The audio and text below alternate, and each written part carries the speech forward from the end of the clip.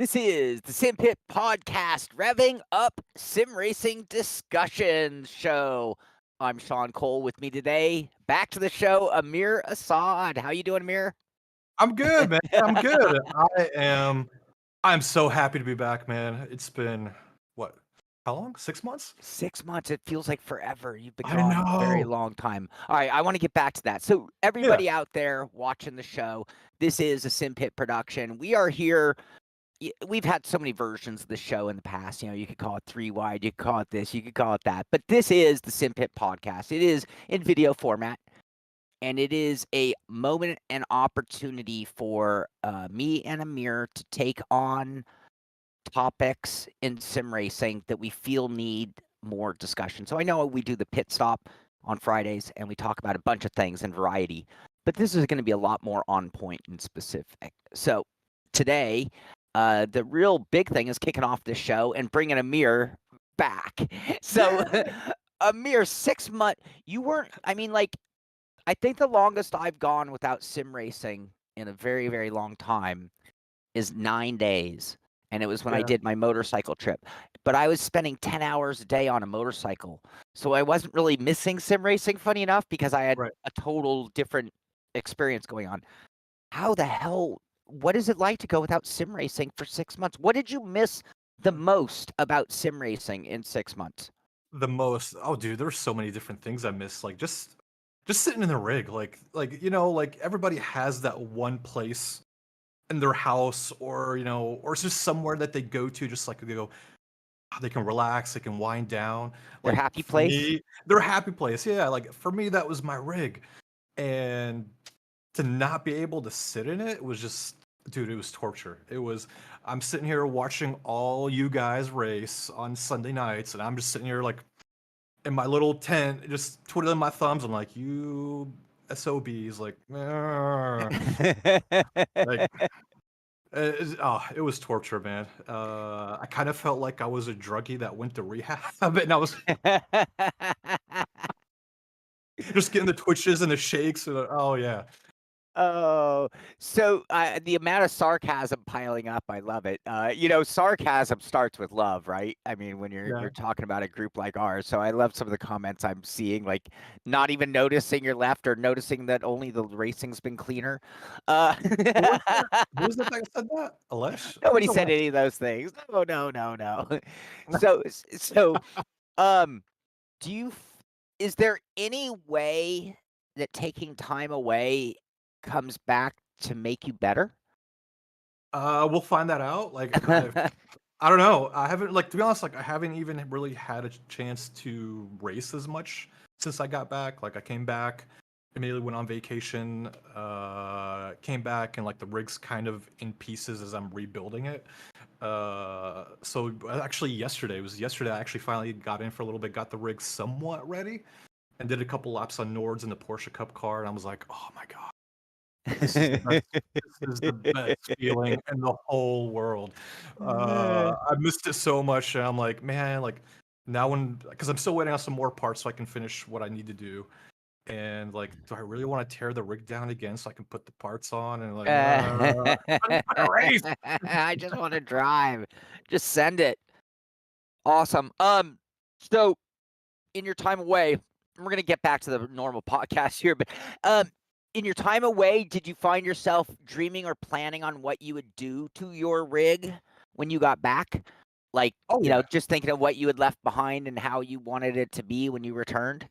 Oh yeah, for sure, man. I mean, you and me have talked. I mean, even though like I wasn't here for 6 months, you and me have been talking like while I was gone too. So I want to get the rig to be like more immersive, and that's what kind of the plans I've been going by. Like, I'm gonna be building some things. I'm gonna be buying some things to you know take on race beyond matter, and I don't know about boosted because I'm not gonna spend 100 grand on my rig, but.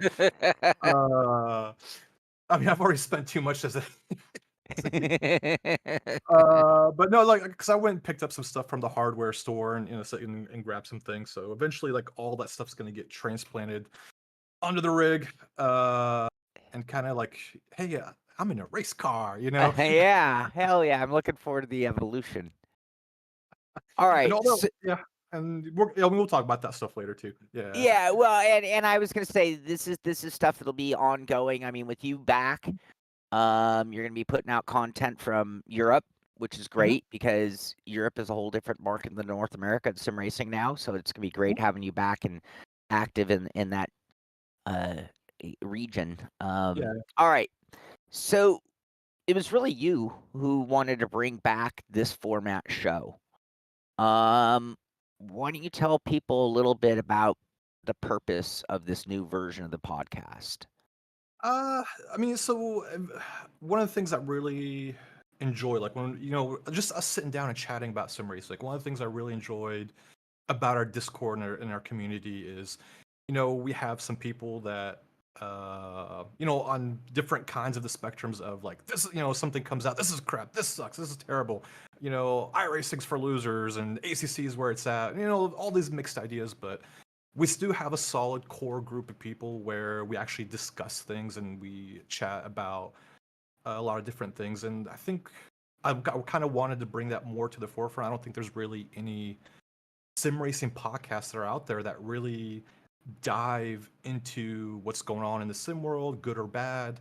And you and me, we've all like every time we talk, like we say, we talk on the phone. We're like, oh, it's gonna be like a quick 10-minute conversation, but then it turns into, it always turns into like an hour and a half long conversation. So Yeah. like, well, why don't we just turn that into a podcast? Like, let's keep that going. Yeah. That way, everybody can hear what we have to say and our opinions. And really, we could do like in this kind of unfiltered environment. Like, I know you do the pit stop, but that's where kind of like you're trying to go over as much news as you can, but here, like if we do it once a month, we can highlight like the really bigger topics. Ish. Once a And kind of month ish. yeah, once a month ish, and just really dive into some of these topics that are like this road going around the sim racing world. Right. Yeah, absolutely. Uh, And with that, and this is the beauty of our intentions moving this forward is, let's just say that tomorrow, the next show. Wow, I went from monthly ish to tomorrow. Um, we we're gonna talk about VR. Just throwing it as we're gonna do our best to find somebody in the world who is like the guru of VR for sim racing, or maybe somebody from the VR industry to come in and be able to help explain, or maybe even from one of the sim companies about implementation. So we're gonna do our best when we have a topic to do a little background research, a little self education to be better on our own as far as going in more detail, because that is the point of this show, really, is to find topics and to really, big news items, right? The topics that people care about, and then really take it deeply and even again bring in personal professionals and then get rid of them so that we can get on for our own opinion after we've dismissed them and heard them. And I'm sure they're going to be very positive towards the industry they represent, whereas from our perspective we're going to be always neutral to how it applies to sim racing. So yeah, I'm very much looking forward to moving forward with things like that. And mhm. to everybody out there, if you ever have a topic of discussion that you think would be great for this format, and maybe you even know some of those industry professionals that you think we should bring on as an opinion, always feel free to hit me up at my email, Simpit.com. You could hit up Ameer at thesimpit.com. You can hit us both up on Discord as well, and let us know. We'd always appreciate help on that. All right. Yeah. If you're So not part of yeah, our Discord, we got the link in the description. So join, yeah, join our Discord. it's that easy, you guys. Yeah. And again, you mentioned one of the things in your absence that you missed was our community. Yep. And I am going to say this first episode of this podcast is so self-centered. This show today is a version of the podcast to bring the show back, and I'm real happy about it. It is to tell you and talk about Ameer being back. It's to talk about the direction of the Simpit and a few other things we're going to throw into today's show. But the future moving forward is going to be much more on point in what we just finished describing. All right. So with that, 6 months away, we talked about how much Mhm. you've missed sim racing and how much you've thought about improving your rig and what you want to do in the future there. Where the hell were you? So, I mean, people in our community, they already know I'm in the military. I've been in the Air Force for what, 19 and a half years now. Uh, and my career's kind of winding down. I don't really talk about it as much before, but now I'm kind of like, well, my career's winding down. I've already applied for retirement and it's already been approved. So hopefully, January of 2024, I'll be completely done.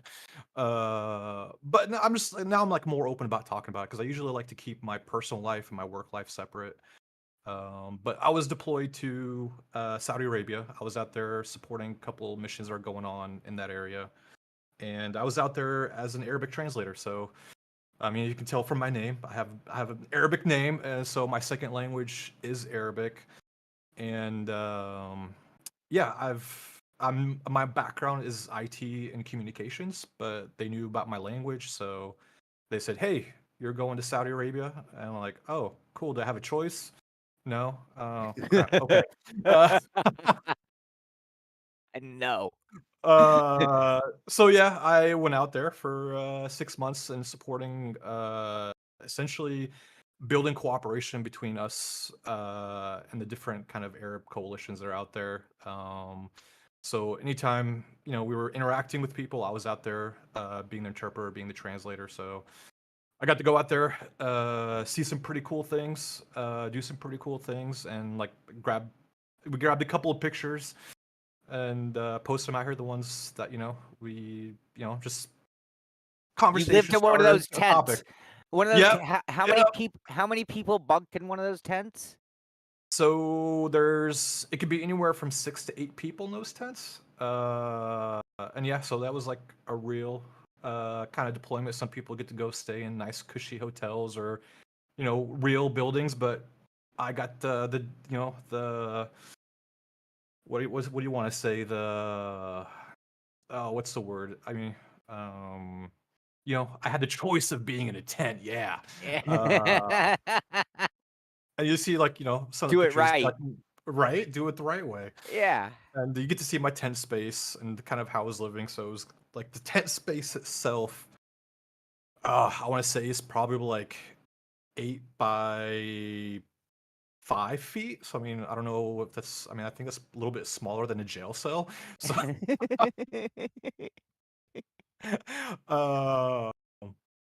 uh, yeah, It's just being basically out. a single mattress and a walkway. Like, Yeah, that's the essentially. amount. I mean, right? I mean that. So, Hey, Alash, hey, motivation, coffee thank you. motivation. So And literally, our own privacy was us putting up blankets. Like we grabbed some, ripcord, and we tied it from one end of the tent to the other, and we laid out blankets, and that was our kind of like privacy, a way to have our own time together. right. Oh my God, I have to make my little canopy bedroom here.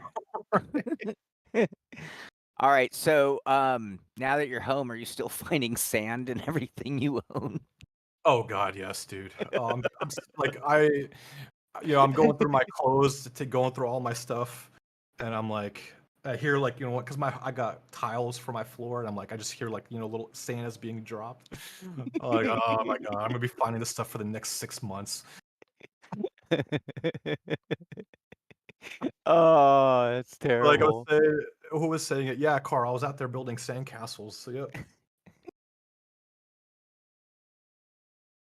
Oh, that Uh, is, but when you're young, certain lifestyles are yep. acceptable, right? And then at a certain age, you like just can't even imagine being under certain circumstances. Um, I was going to work for an IndyCar team, Indy Mhm. Lights team, forgive me. Right. I'm sorry, to be even more correct, a Toyota Atlantic team. Mhm. Now I'm dating myself. And I was already, mid 35 and well, 35. And the team was going to mid-season move to like somewhere in Michigan, I think, because it was a Mhm. central location for the second half of the season, and they were gonna rent a house, and the whole team was gonna live in the house, Yep. everybody. And I was like, "I'm out." I'm like, I don't do that anymore." Oh It, God, I can't it, even imagine. oh, dude, it was so crazy because the location I went to, like normally, like you can go do your research on Reddit or Facebook or whatever, and you see like, oh, this is what this is what they've got, but like this place, like there was nothing. So like, and the only description about this place was back in the '90s when we used to be there a long, long time ago. And like, oh, they had dormitories, they have a pool, they have gyms, they have all this stuff. And I'm like, okay, this is all right, not too Right. bad. And then I finally get a hold of the guy that I'm replacing, and he's like, "Oh no, bro! Like that was back in the '90s. Like we've been back here for 3 years, and we're living in tents and everything." I'm like, oh my god! Like, what about like restaurants or anything like that? It's like, nope, there's nothing.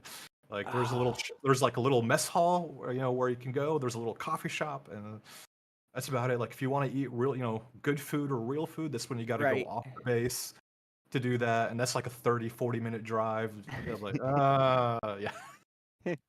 So when was last time you had done that kind of a tour? I'm gonna call that a tour. What is it? That was my fifth deployment. Last time I did one was about 7 years ago, 8 years Yeah. ago, and that was to Stuttgart, Germany, back in the day. I like, and I'm like, so Oh, a real base, you mean? yeah, a real base. Uh, you know, Having to deal with Army. I'm sorry, Army. If there's Army guys watching, I'm sorry, but you guys know the drills. Like Air Force going to an Army base. We normally don't like Army base are usually below our standards. Yeah. Uh, but yeah, like from a last experience of being in a nice European city to like out in the middle of nowhere desert, I'm like, oh my god, yeah, Brutal. complete. Brutal. Um, but now your end is they can't even deploy you again before you go, right? There's just not even No, enough time.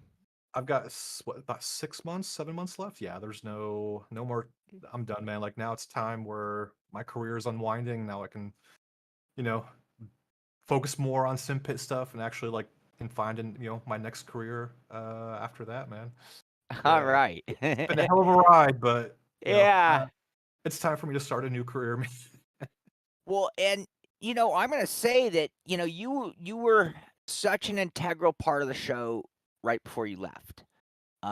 You had done incredible Sim Expo coverage. You'd done a few different pieces on your own. You went to Portugal and did the InSim stuff. And your reviews were becoming more frequent. You were adminning, the road league and sort of super adminning all the leagues and in charge of all Simpit racing. I mean, so a huge community member on top of all those things. And then this interruption. A lot has actually changed Mhm, internally since you went away. So, I mhm, mean, I've kind of been putting a lot of work into the sim pit yeah, and into some styling changes. You guys have mhm, seen some studio lighting, camera changes, some scripting changes. I'm trying to be a little more efficient with my words. I'm mhm, certainly, there was discussion about shortening the show. No, I've kind of yep, thrown that out the window. It's more about just being efficient in my words. And it'll be the length that needs to be here at the Sim Pit because we're thorough.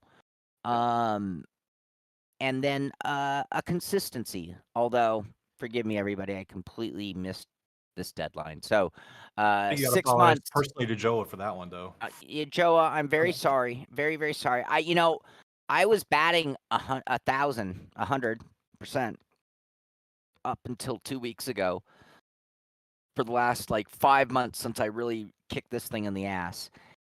And 2 weeks before Amir gets here, I just completely like started running low on energy. I was gonna say not ran out of steam. That's not the case, but Yeah. started running low on energy. And now you're back, and I have some new enthusiasm. But I am running late. But the frequency. So there have Yeah. been a lot of things, but we're not really done because now that you are back, it really is going to have a big impact on some of the things that I haven't been able to focus on. Mhm. And it's going to kind of double up our efforts on some of the most important critical things as well. So, Yeah. um, let's talk a little bit about the direction Yeah. of the sim pit and some of the stuff we have in planned for the future. Yeah. I mean, before we get into it, like, yeah, I mean, you mentioned it earlier. the Yeah, stuff I that I was lost the doing beard before. last. Sorry. I lost my I beard. know, and I'm growing mine. But I can only do it during my relaxation period, my vacation time. Once I go back to work, I have to shave it. But no, I just want to go back to what you were saying earlier about some of the things that I was doing, and then I left. But I mean, I just want to give like mad props to Terry Crouch, Brandon Carl, Sam Hinchy, Calix, Callum McLeod, and all the guys that really kind of stepped up. Mike Vowles My and vowels, running yep. all these leagues that we've been running for for the past almost 2 years now, Yeah. for the most part, and yeah, like mad props to them, especially like for me because I'm the road league guy. Shout out to Terry and Carl, like they really took everything and ran with it while I was gone. To me, like this was my deployment wasn't really planned. Like it just I already had my plan of how I was trying to push everything, racing wise for the Simpit, and then it got dropped on me like, hey, you're going. And I'm like, so I'm now, I'm scrambling trying to find people to replace me to help me out while I'm gone because all I had was like this potato laptop with me, not even anything I could play games on, and here I am like trying to stay at least in somewhat touch with Terry and Carl, helping out with the stewarding stuff, but really letting them run everything. So yeah, mad props to everybody that was doing anything like league wise Yeah, in big our time. community. I'm very Uh, lucky that so yeah, many people have been able to step up and help out in that way because it's yeah. again something I probably don't have a whole lot of time for. hmm But no, So, like, yeah, go ahead. oh no, I was saying like, yeah, getting back to the direction. I mean, I mean, it's not new to us. Like you and me, we've been chatting ever since I've been gone about things that we want to do with the Simpit to modernize it, to get it pushing, getting it moving forward, to make it, to make it the place for sim racers to come and grab any type of thing that they want, from DIYs to reviews to opinions. So, yeah, you and me sat down. We talked about some of the things we want to do, and um, big thing, is we want to keep pressing with our community. Like I think that's our biggest strength in the Sim Pit is our community. We have some really solid, top notch guys um, in our community. Like we banter a lot, but we always still have fun. We don't get we don't get out of control. We keep it really friendly between each other, and that's what I really appreciate. Like you see some other communities that are a little bit toxic or anything going on. Like we have some really good level-headed guys here that do that, and so we want to continue with that. Provide as much racing for those guys across iRacing, ACC, Dirt Rally, anything that comes up that we want to do, and hopefully like we can potentially get into more like charity races too, like grab some big hitters maybe towards the end of the year. It's one of the things I'm planning on. I haven't said it to you, Sean, but this is one of the things I'm planning on. Is doing like a charity race later on towards the end of the year, and then we talked about balance of shows too. You and me, we talked about that a lot. I think for the longest time. Actually, hey, wait. Before Yeah, we get to balance, I want to come back to that because I want to come back to oh yeah, community yeah, and I just want to take a moment to talk about the community here because I just feel that the Sim Pit, as a show, the Sim Pit as a name, the website and YouTube is more than just a review show. And I think that there are, and I think about what's going on in sim racing right now, and it's like, okay, I know there are a lot of just news places. I know there are a lot of review places. I know there are a lot of watch me drivers, which usually have their own communities because, you want to go drive with the guy you get to watch drive, right? Periodically. But I feel that the sim pit is one of the best when it comes to just taking everything and combining them together in a way that really works and gels, mhm, where it's like, the community isn't taking away from the review and the quality of the Simpit content right now. We have a yeah, really good balance there. We're going to come back to balance, like you said, in a second. But there's a really good balance between the community efforts in terms of the way we all interact and talk and communicate on Discord, and how that carries over into the pit stop, and will now carry over into this show, how that overlaps into all of our racing, and how this is all going along parallel with the Simpit as a top-notch review site. So to me, it is a really great all-in-one, aspect of sim racing, which I think is somewhat rare. I'm not going to say we're the only Yeah. one, but I don't know if everybody kind of ties all those things together quite as well. And again, when you hear the rest of this show, you're going to hear how we're really moving forward on all of these things to take that concept and really blow it up, right? Yeah. Make it bigger, better, not blow it up like throw it out. I mean, blow it up like make it bigger and better. Yeah. So, all right, as you were saying, balance of shows, I think is what you're about to get to. Yeah. And I think like we that's where we want to make sure we got a good balance between our shows. So I mean, I think we excel at our hardware reviews.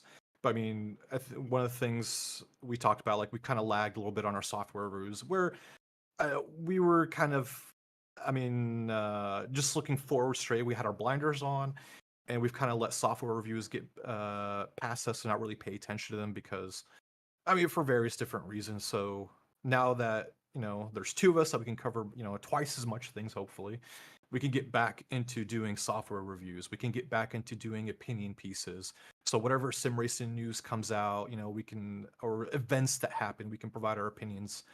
Our podcast, like it's gonna be like a perfect opportunity for us to talk about how what's going on in the sim racing world, and then also bring guests on to talk about certain topics. Like if we're gonna have, hey, let's talk about physics. We can bring on, for example, Niels Huxenfeld. Or if we want to talk about, motion, we can bring some other guests on or anything to talk about a little bit, and then we can provide our own opinions afterwards. DIYs, like, and Sean, you're the Mr. DIY guy, and and I think I've been like one of your biggest, cheerleaders when it comes like, Sean, we need DIY, because from back in the ISR days, you doing, the pipe rig and the wood rig and everything. Like, I think that's, I mean, I think it's like a cool niche thing. Not, I mean, I can't think of any person on YouTube that does those things anymore. So I think it's a cool niche thing, and there's a lot of people that out there do DIY, but sometimes they don't even know where to start. Sure. And so by watching some of these videos that Inspiring. Exactly, you're inspiring people to do some things.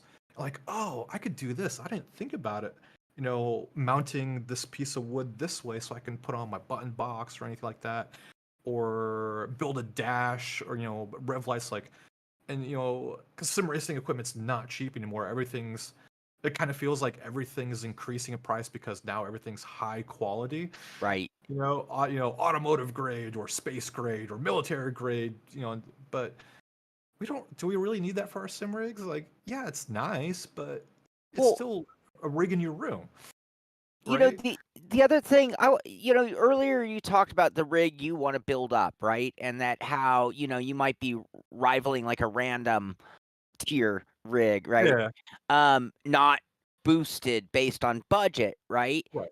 But to me, and this is the beauty of DIY, I mean, you can't really DIY a wheelbase. I mean, you can, but at this point, you're just probably better off. But almost everything else can be. Yeah.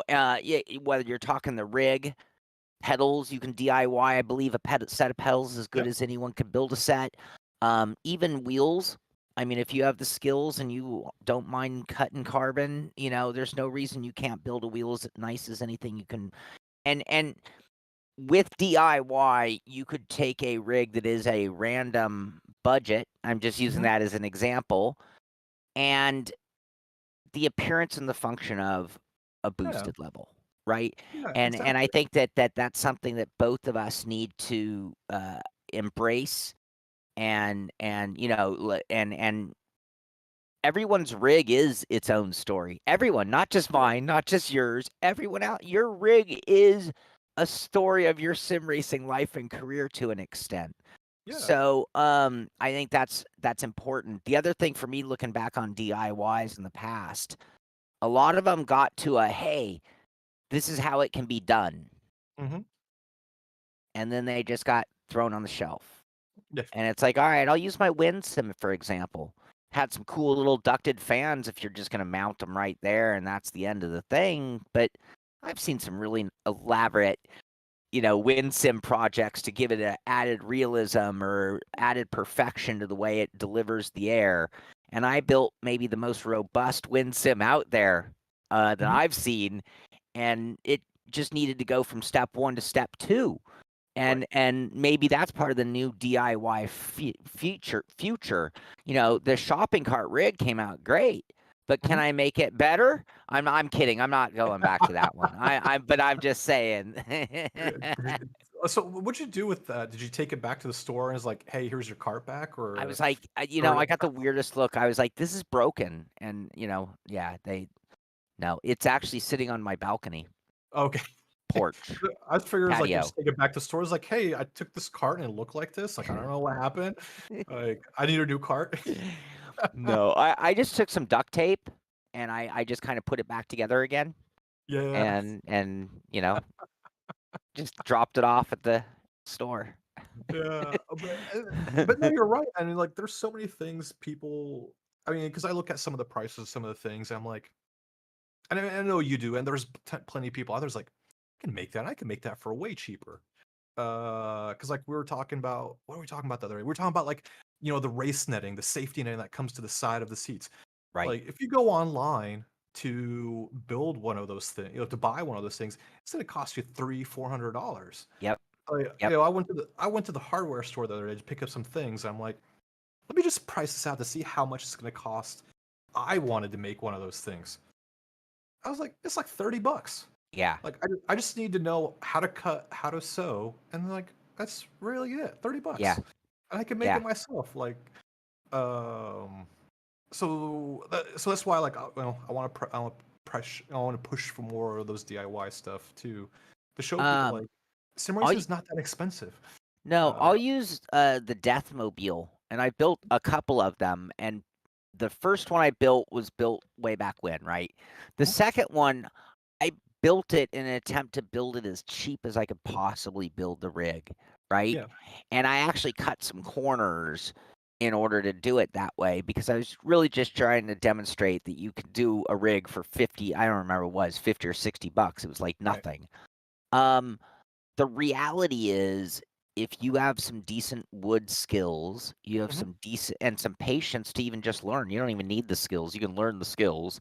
If you're willing to buy a tool or two, which are not terribly expensive tools, so if you even add them to the cost, I mean, if you gave me a budget of $200, I could build a wood rig that is as nice as any rig on the planet and aesthetically probably more beautiful than any rig on the planet. But I've just never gone over the top with that concept. Like, hey, I'm not going to pay $1,000 for a chassis when I can build something spectacular for even if I went up to 300, I'm still $700. If you're in the world of Newton meter, buying a Newton meter direct drive wheel, we were talking to Ethium yesterday. If you're on a budget trying to build a kit and that rig is coming out of the budget, saving $700 takes you from, a 5 Newton meter wheel to a 15 Newton meter wheel, or whatever. So there's that part of it as well. Heiko Sherman, we were just waiting. I was not going to let the topic of DIY go away until you attended, until I knew you were here. So, like Art Deco, put a little extra something, maybe some adjustability or, so yeah, DIY, big, reviews, obviously, and a whole expansion on the concept of DIY because it won't just be projects, but I'm going to tell you guys straight up. My plan moving forward is to have 2 rigs here on my set. One would be my mule, and it's going to be a bare bones rig because when I get a new wheelbase, I just want to test that thing. I don't want any distraction. I want a computer that's just ready for that USB, no problems.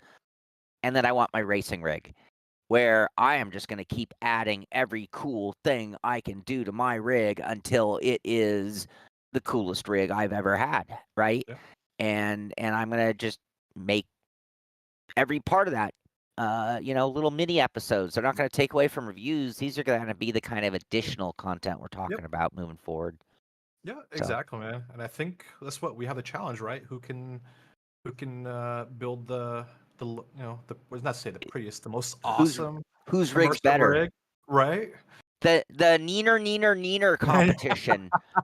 And then maybe at the end of the year we will allow some entries beyond. We talk about community. So and we're not. Maybe we're gonna make an official announcement and such things now that this is being brainstormed out live. But you all can out there start preparing. But maybe by the end of the year we're gonna have a neener competition. Um, and I can tell you right now that it's not about money. So as Yep. we've made that very clear, it is not who can spend the most money. It's not who can buy the coolest stuff. It's about application of it Yep. all, right? So yeah. Um, Joe, I have to stop my thievery for sim rigs, though. I got called out on that shopping cart. A bunch of people Yeah. called me out for that shopping cart, by the way. Um, so we got to watch it now. Again, I'm gonna disclaimer that cart was 100% abandoned. And the maintenance people where I live had numerous times called the number for them to pick up carts, and they just Definitely. have not. So, yeah. All right. Uh, Anything else on direction or types of uh, videos? yeah, and I think this is where kind of like just kind of explain to some people that are new viewers or anything. Some of the older guys know about this, but and I think where like you being based in the U.S., me being based in Europe right now, being in Germany, like really opens up a lot more doors to us with sim companies where when it comes to the Asia America market, that's where you can where you can get more in depth with me being in Europe. I can get more in depth. Um so I have a couple of things lined up already. By being in Europe, I can go out and we talking about visiting IMSIM. We did that last year. We might do that again this year again because they just came out with a new rig. We've got SimLab, we've got Get Closer Racing. Like these are some of the things. Some of these companies are out here in Europe that I can probably work with a lot easier than you could, Sean, for example. Yeah. Where we can hit them up and give them the coverage, and also get that kind of content for our channel. Like last year, I missed the Sim Racing Expo, but the years before that, I was able to be there and provide content for that and showcase what each person was providing, and got to meet a lot of cool people, got to meet some of the companies, establish some relationships. So hopefully this year we can do that again. And me, Sure. I'll be out at the Sim Expo, walking around, talking to people, videotaping. Hopefully, I'm gonna try to do some live streaming while I'm out there. This, as if people have questions while I'm out there, I can provide them those answers right then and there, and not have to wait till the pit stop or anything. Sure. Uh, Well, yeah, and there's really no. There's. I don't want to take anything away from like reviews because they're right, unique and special in their own. But at the same time, there's nothing like being able to get it from the source right, themselves, and hear them. Because for me, passion is a big part of what we do here, yeah, right? And when you see the maker of a product and their passion for it, you know, for me that carries out into right, my opinion of the product and what I expect from them, maybe even in the future, right? So yeah, it's really important. And then in the same thing, opportunity here. Like I have something coming up. It's a couple months out still, but a big event that I'm going to be able to go to that's being put on by one of the manufacturers in the sim racing world. As soon as it's all is settled, I'll let y'all know. But yeah, and mhm, it'll be nice because I'll be able to, see them in action in a certain capacity. So it's great to be able to cover both, two of the regions of our yeah, world. Both. There's more than those two. All yeah. right. Do you have? I have a couple immediate projects I'm working on. Um, that I could talk about. You have anything up your sleeve immediately that people can expect? I'll get to mine, but I mean, the closest thing that I have right now that's going to be going on is the visit to Get Closer Sim Racing. Those were so they were our sponsor of our last league that happened last year. That sponsored a GT league, but they're also one of the new sim racing manufacturers that are out there. They're based in Germany, and they were at the expo. Like I think you provide them a little bit of coverage Yep. last year. So one of their big things that they had over at their sim expo was that the press the button and your rig turns from a GT style to an F1 style rig. So it's those guys. Wolfgang, I've known Wolfgang for about 2-3 years now, and so he's invited me to come out, and hopefully we're trying to get out this month, but if not, the latest June. And yeah, I'll provide them a visit and showcase what they're all about, and get to try out some of the cool toys that they have, because I heard they have a really cool area. They're right next to like a luxury dealership that overlooks other cars too. So I don't know. That's what I'm kind of thinking in the back of my head now. Like, am I going to be providing coverage for them or for these luxury cars? I don't know. Starting a new channel. Yeah. Oh, So we'll see, but that's going to be my closest thing that's going to happen soon. And then, of course, I'm going to start pumping out my videos again for the channel. I already got one lined up for next week. And then hopefully on a regular basis, we can start pumping out more content leading up to the Sim Racing Expo. awesome. Awesome. Mhm. What do I have? A couple things in the works. I've got an iRacing review. I think I mentioned this on the show yesterday. That will be coming out tonight, tomorrow at the latest. I am behind, but it's a full 30-minute review, and you'd think that I'd covered everything in 30 minutes. I don't think I even scratched the surface in 30 minutes. There's so much to cover when talking about iRacing in great detail. But it's been 6-7 years since I reviewed iRacing, 3-4 years before that. I mean, the Sim's 10, 11 years old, right? Yep. It was a good opportunity. One of the reasons that I think that we've had a trouble getting back to software reviews was that, the three big Sims are all Evolution Sims at this point. They don't. I mean, ACC did just come out with a DLC content. We didn't cover that. In the future, we will, because we are getting back to softwares, getting back to the balance of shows. When we say reviews, it's going to be hardware, it's going to be softwares. It might just be features. Sometimes with the DLC, if there's not a lot to cover, it might just be sort of a, hey, this is what the new content is, not a full-blown review. Mhm. So, iRacing 3.0, we could call it. I could call it. That's what I'm calling this review. In addition to that, I can't tell you what, can't tell you who, but I can tell you there is yet another middleweight, and I love this. I've gotten into adventure bikes, right, motorcycles, and if you get into that hobby, you'll notice that there are like 3 tiers. There's little, medium, and big bikes, and the industry. And at this point, it's taken a while to get here in the direct drive wheel market, but we almost are to the point where, and there's nothing to take away. Like, I ride a lightweight adventure bike, and it has its pros to the big bikes, right? And Is that because you're scared of big bikes? no, yes, that is why. No, budget. Yeah. Yeah. Budget alone. So not only can I not afford a $20,000 bike, Mm-hmm. but when you consider the usage of this bike is to put about 80 pounds of camping gear on it, ride it off-road, and on my last trip, I dumped it like 6 times. Mm-hmm. I don't need to be dumping a Yeah. $20,000 bike I can't afford, right? Mm-hmm. So a smaller bike is lighter, makes it easier to maneuver. It has less power, which is a down. So when we're on big hills anyway, my point here being is lightweight direct drive wheelbases, I feel, actually have their own pros that make them better than heavyweight.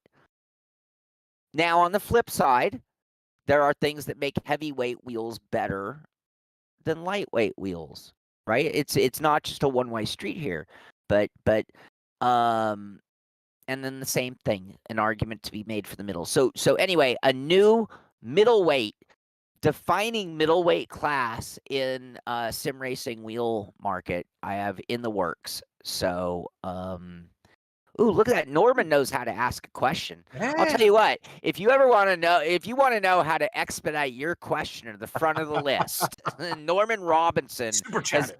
demonstrated it perfectly. All right.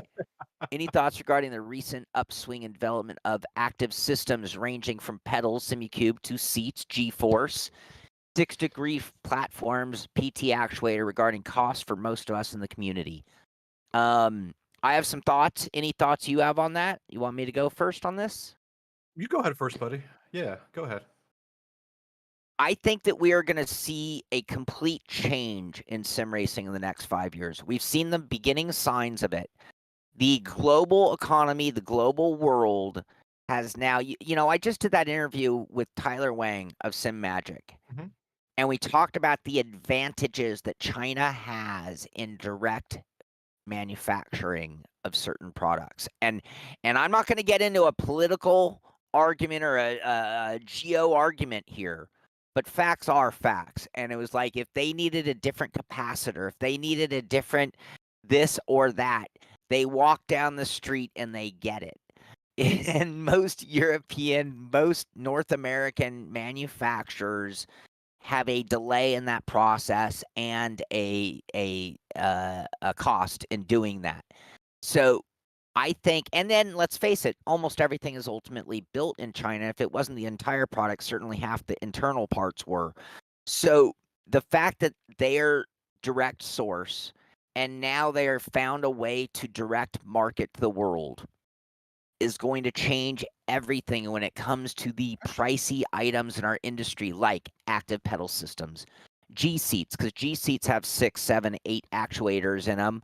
That's big money. 6 degree of freedom platforms, big money.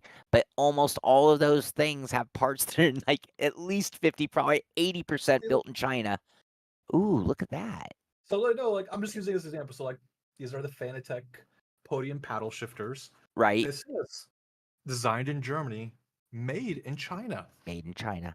So now what I'm saying, and I got called out when I said that Moza, Camus, and Sim Magic were actually reducing the cost. And okay, maybe we didn't see prices drop, but we absolutely, in a time of extreme inflation, have seen a flattening of the costs of our products. And I think this is so getting back to Norman's question. I think we're going to see a lot more companies because I do expect to see Sim Magic, Moza, and maybe even Camus getting involved in all of those things you just named.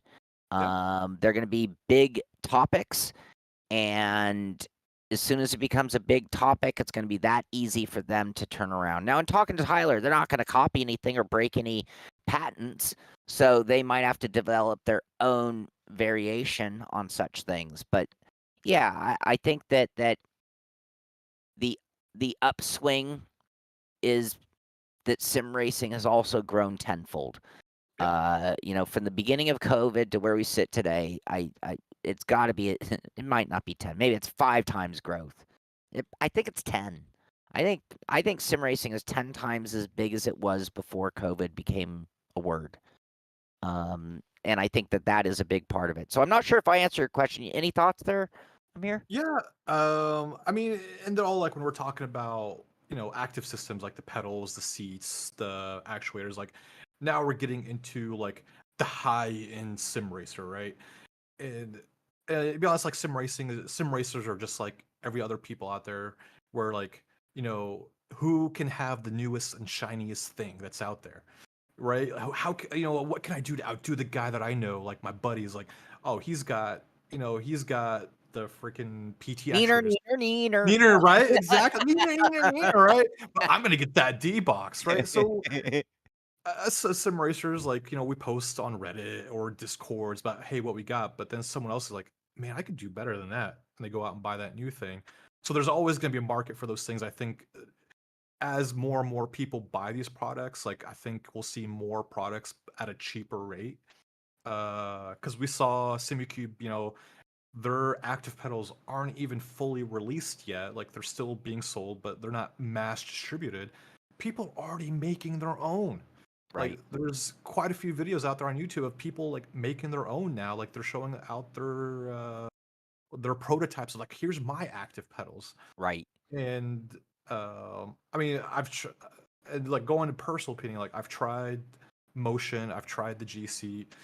wasn't really a big fan of it. Like to me, it threw me out of when I'm doing serious sim racing. It kind of throws me out of the moment. Like I'm not really it's taken away from my focus from real sim racing. So I prefer stationary. But I think it's mostly being at expos and stuff where they churn up the notch to 20 Yeah. on the rig to throw you around. Yeah. Uh, but to have like these pedals, I think like these pedals are amazing because you've driven a couple of race cars. I've driven a couple of cars, different cars, race cars. All their brake pedals are not the same. Like, Right. the difference between the pedals of a Ford Mustang is not the same of the brake pedal of a Ferrari. So to have a system out there that you can adjust how your pedal feels depending on what your car you're in is actually pretty damn cool. Sure. Now, am I gonna spend $6,000 on the pedals like that? No, but I think it's a pretty cool concept out there to have where you can jump from one car to car and have a different feel in your Well, pedals. and a lot of times what's going on, and I think it gets back to Norman's question, uh, sometimes it's just opening the genie bottle or Yeah. uncorking the topic. So now that people are like, oh, I didn't realize I could use those outputs that come from every sim, the big three certainly. I can now I never thought I could take those outputs, which are there for everyone. That's not a Mhm. patent issue of any kind. And I can use them in these other ways. So, and like maybe it costs $1,500 to build a pedal that 100% runs on a motor, right? Mhm. But maybe it only costs $200 Mhm. to build a hybrid Yeah. of a load cell with a much smaller motorized mechanism that your foot would maybe have the power to overpower, but it could provide those ABS sync Yeah. feelings. Or we saw it from Fanatic from the very beginning of the club sports with the shaker motor. Yep. So how much of those, and to me that's an active, no, it's not active, that's a passive system, I guess. But maybe just as valuable. So sometimes these things uncork things. I think about the G seat. Someone else mentioned the G seat, Yep. and the Sim Experience G seat had mounting points for Mhm. little tiny transducers. So Okay. despite having all of those paddles to provide the feeling of the G, Mhm. even in that over the top expensive, over the top awesome system, they even recognize the room for additional Yeah. layers of it. So yeah, I think that what's going on is that a lot of people are being given ideas. When the first motion systems came up, that's when people are like, oh, well, why do I need that fancy stuff? I can use a windshield wiper motor from a Chevy truck. Or four of them, and Yeah. and and then even the industry takes notice. They're like, oh Yep. well, I know that we built this $80,000 one, but you realize people can build this for like much more efficiently. So Yeah. that's the impact that we'll see in years of this with this upswing in development. So, Yeah. all right, And I think it's beauty, like, I mean, like these pedal, like for example, we can use the SimiCube pedals again. Like, if you buy 3 of them, right? I think it's like about six. If you're gonna look at 6 to 8 grand, right, for a full 3 pedal set. yeah, I guarantee you, like 2, 3 years from now, like someone else is gonna come up with a set of pedals, a version of those, and it's gonna be half the price. Maybe a couple years down the road, it's gonna be a quarter of the price. sure, So I think as these systems come out, like eventually they're gonna get down price. So people that want these pedals and they don't want to cough up the 8 grand, like just wait a couple years and you'll be able to get a way cheaper set. right, Uh, yeah, yep. Um, or other options on it. So make your again, own. well, I mean, like, so even if like I'm a little surprised SimuCube didn't go down this path. We were kind of I need my rabbit hole. Uh, they almost should have made a gas and a clutch pedal, Hmm. conventional style, that Yeah, could be plugged into the same system. And it's like, because now I kind of feel like I don't need an active throttle pedal. Let me just I'll just get that one out of the way. I honestly Mhm.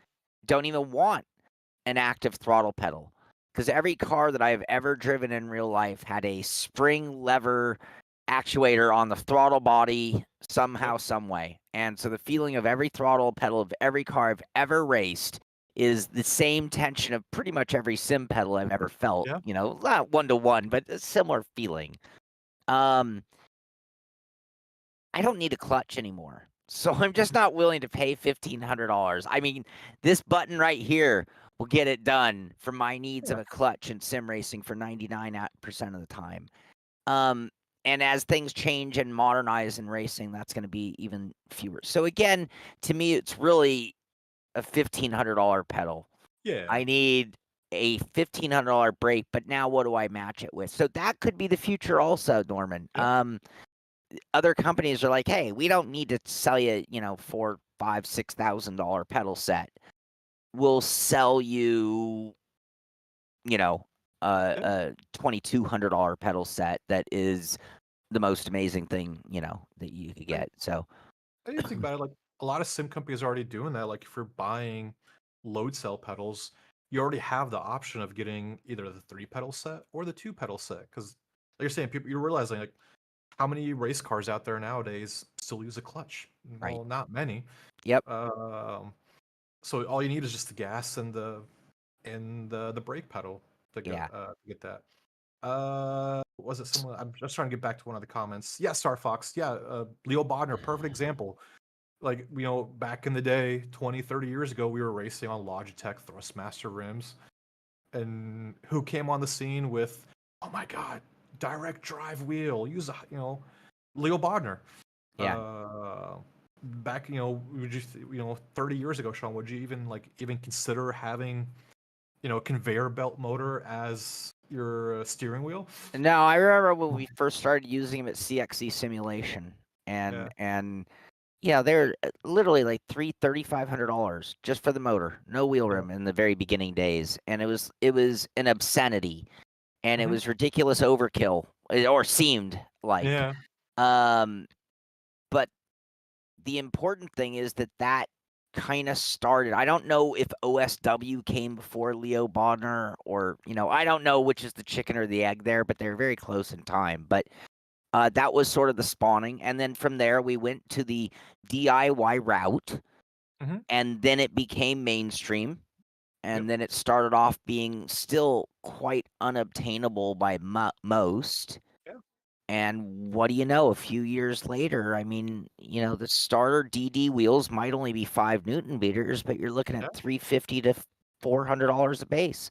That's Yeah. from Moza to Fanatic, $350 to $400 for a 5 Newton meter base. It's Yeah. quite remarkable. Yeah. I mean, I Yes, know I've the been prices come down. right. I'm Oh right. yeah. I mean, I mean, I know I've only been gone for like 6 months, but like, does even Fanatec even sell their CSWs anymore, or are they just fully now direct drive? I think they're fully Fully direct direct drive. drive, I believe. Yeah, Yeah. yeah, I believe so. And now we got Thrustmaster and Logitech, the two guys that stayed with gear and belt-driven wheels for 20, 30 years, are now Yeah, like, here's our direct drive wheel, boys. yeah. Like, we're on the market. Yeah, it's I pretty think cool. I think Thrustmaster will always continue to make it won't always be called a T300, but I think they'll always try to keep something at, even if it isn't even cost effective, makes sense for someone because again, at some point if they open up their direct drive wheel market, just like Moza, it's like, well, I can get a Moza base for $350. I can get the Fanatic Mhm. CSL direct drive base for $399. So you got to get your plastic wheel pretty cheap to Yeah, get me, to where I'm not thinking about that. It's the pedals thrown in. That's what makes those cost effective yeah, for a new user. A T300 or T SGT GP or whatever. So, all right. yeah.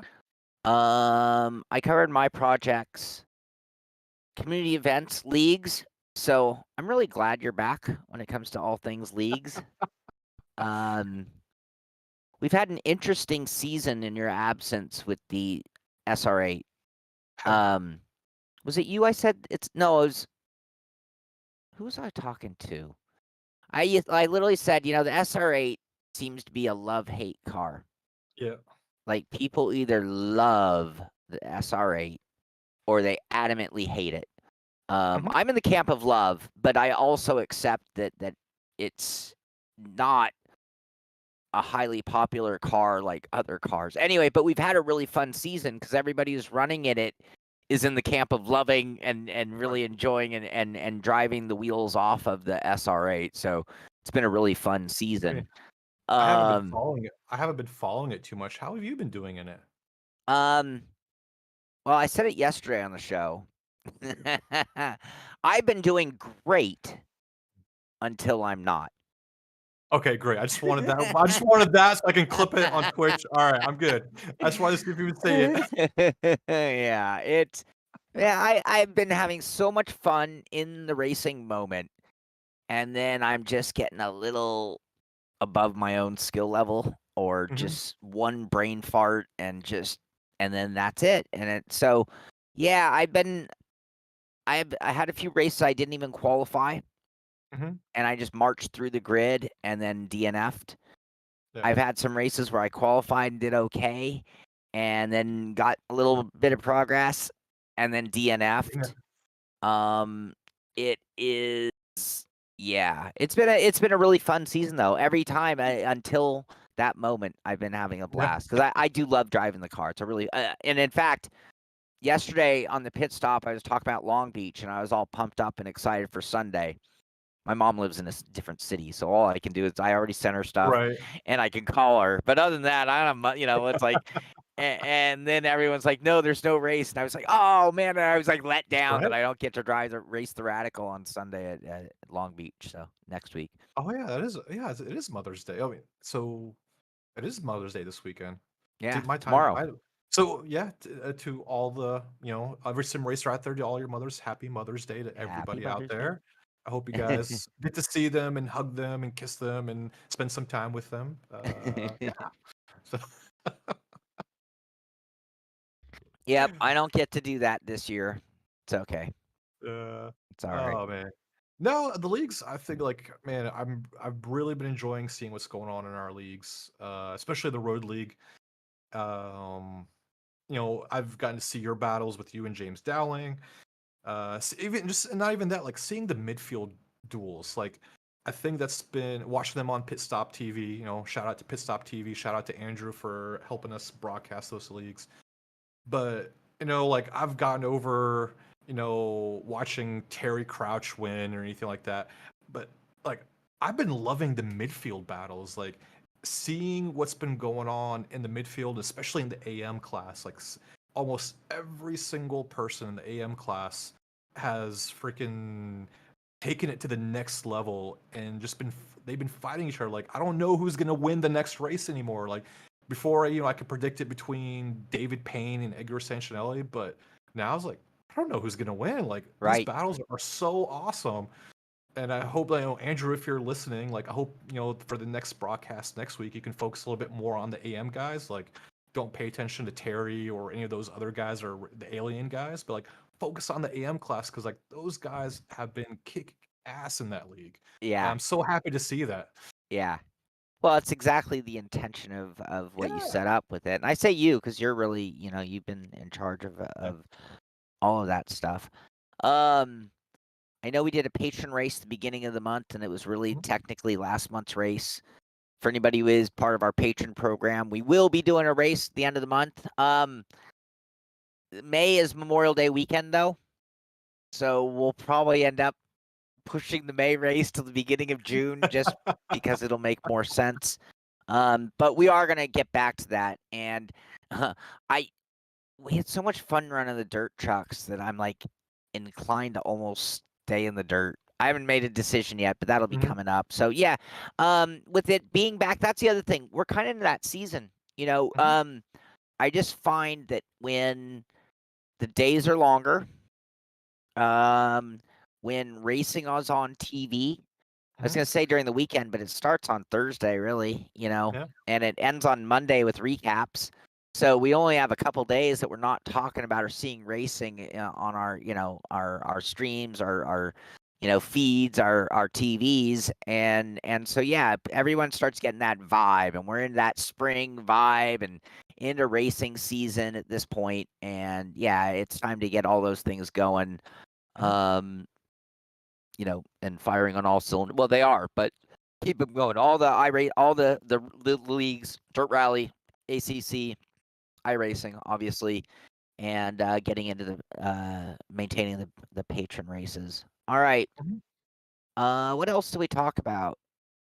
I think that really covers most of where we're going Simpit wise. I think now again, like I've been gone for 6 months, Sean. Like try to catch me up on what's been going on in the sim racing world. All Like right. I haven't You really know been able to what? watch the pit stop being deployed, so catch me up on what's been going on. All right. I have Uh, a challenge to everybody out there, real quick. I have about 3 or 4 or 5 ideas here that I'm just going to rapid fire, and I'm going to put Ameer on the spot, and I'm going to say, hey, this was big in the news since you were gone. Your thoughts. All right. And we already talked about active pedal, so we put that one to rest already. Mhm. But if there's something that it was really big news wise in sim racing or big impact that we didn't get Amir's thoughts on, we're going to do that right now. So I'm going to get going with mine. If you guys have any questions for Amir of his thoughts on such things. So, a recent announcement, Amir, Mhm. and it's one of those things. I'm not going to say too much because I don't want to lead you in any way, shape, or form. I've already expressed Okay. my thoughts. That's the point here. Um, Coming soon to iRacing is a new option that will have Okay. a huge impact on the service, and it is rain. Rain was going to be here. It looks like we're another build off, but Mhm.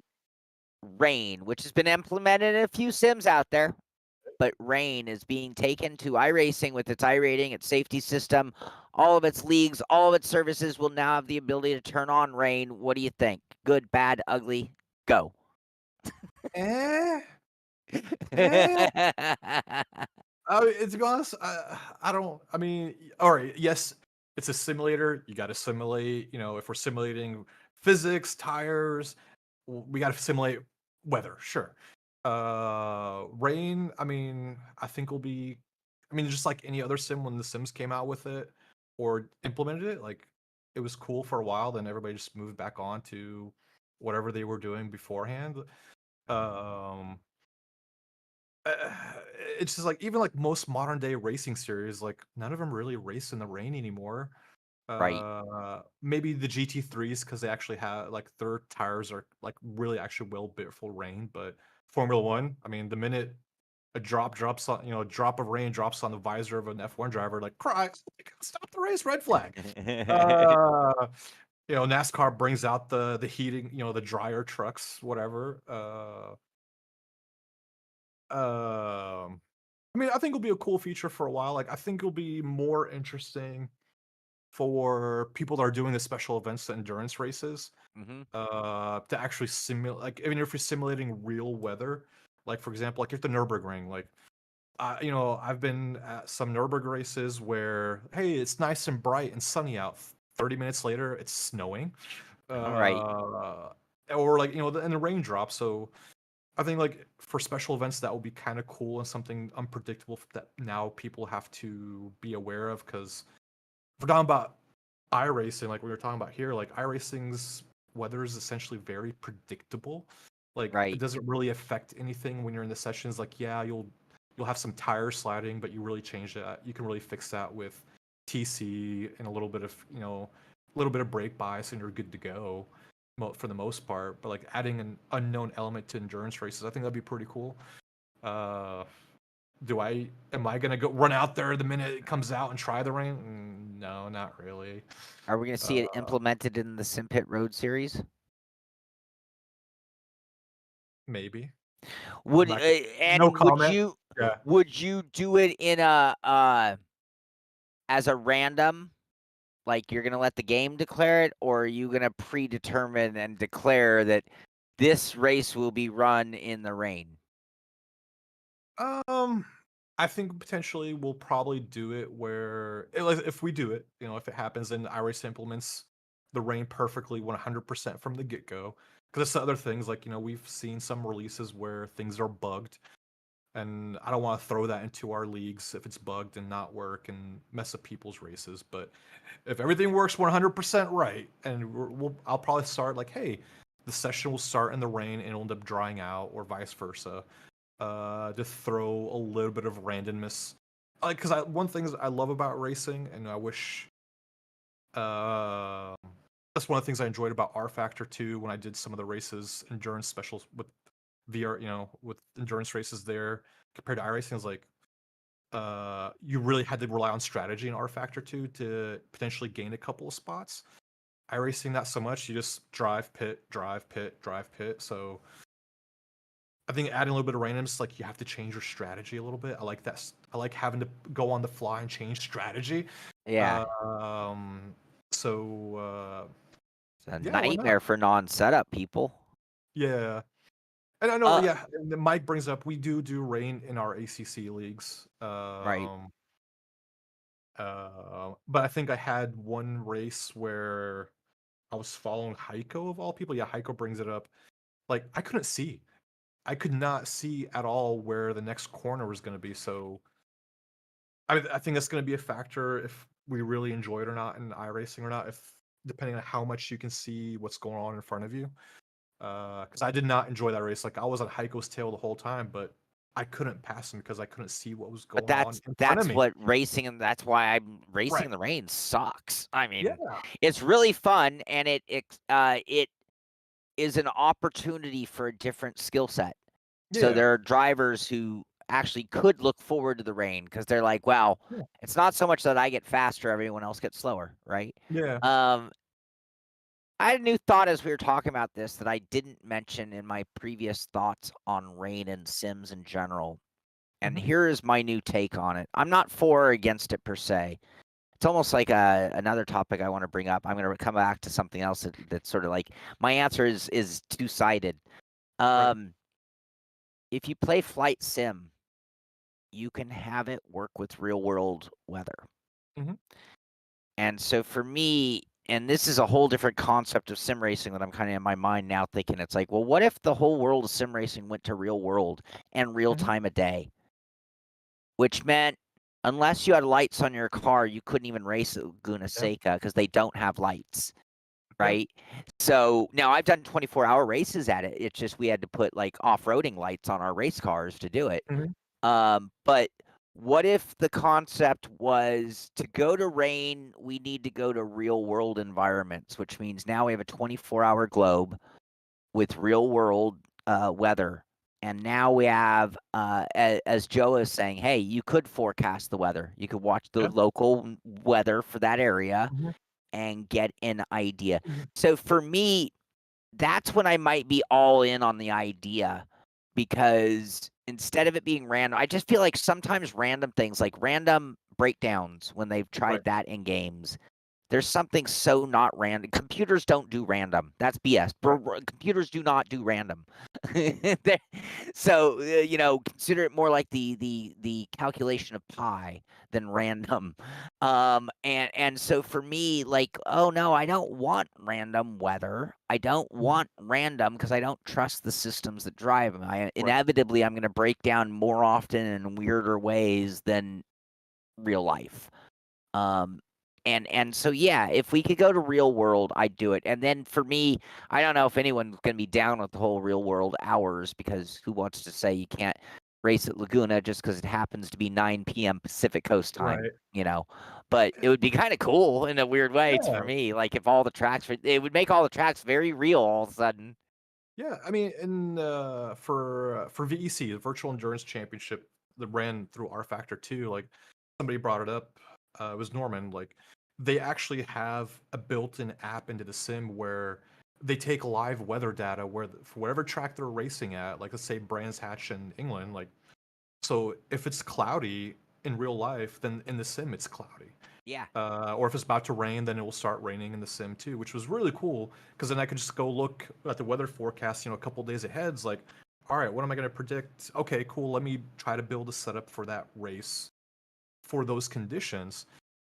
I think hopefully iRacing can do that, but then going back to iRacing, it's going to be such a hard thing for them to do. And I think this is why they've been talking about it really for the past 2 years. And they haven't really shown it yet, is because they have to do such a change to their engine already as it is. Because we all know, like, yes, they do day and night weather changes, but they don't really do it properly. So, for example, you go, like, if we're going to race at night with no lights at a track, like, you can't see anything on the track. Right. So until they can actually implement lighting properly, get the tire data modeled properly, like, I think it's going to be pretty hard for iRacing to do that.